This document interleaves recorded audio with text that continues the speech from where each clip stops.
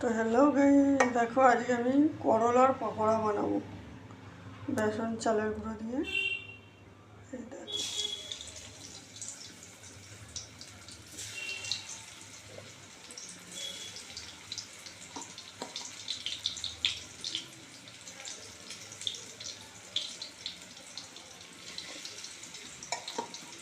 তো ভিডিওটা তোমাদের কেমন লাগছে অবশ্যই লাইক কমেন্ট শেয়ার করো, কমেন্ট বক্সে এসে জানিও প্লিজ।